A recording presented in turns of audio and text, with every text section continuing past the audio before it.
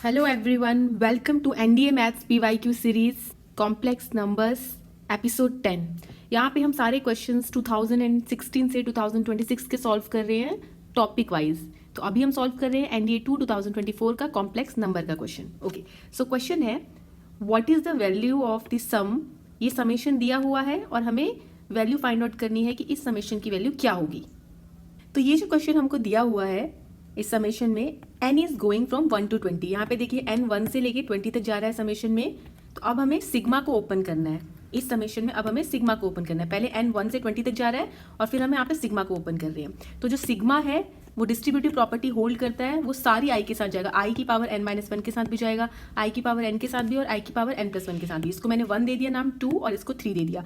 अब 1 बाय 1 हम इन तीनों को सॉल्व करेंगे। सबसे पहले मैं ये फर्स्ट को सॉल्व कर रही हूँ जो कि है फर्स्ट समेशन i की पावर n-1।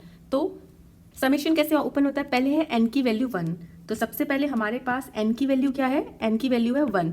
तो हमने क्या किया यहाँ पर, हमने यहाँ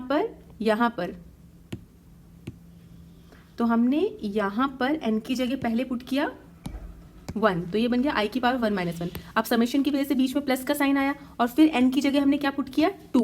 ऐसे ही हम कहाँ तक जाएंगे, हम n को 20 तक लेके जाएंगे और बीच में प्लस का साइन लगाते रहेंगे। इसको सॉल्व किया तो हमारे पास ये एक्सप्रेशन बन गई 1 + i + i2 और ये i 19 तक जाएगा क्योंकि ये 20 - 1 लास्ट में हमारा बन जाएगा 19। वैसे ही सेकेंड वाले में हमने इसको सॉल्व किया, n को 1 से लेके 20 तक लेके जाएंगे।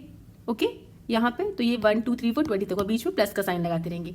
सिमिलरली थर्ड वाले को जब सॉल्व किया, i 1 से लेके 20 तक जा रहा है तो ये n+1 यानी कि 1+1 2+1 3+1 लास्ट में n+1 है। तो ये हमारा 20+1 तक यानी कि 21 तक जाएगा। ओके, और बीच में समेशन की वजह से प्लस का साइन आता है। निकालना है ये समेशन जो कि है 1 2 3 का सम।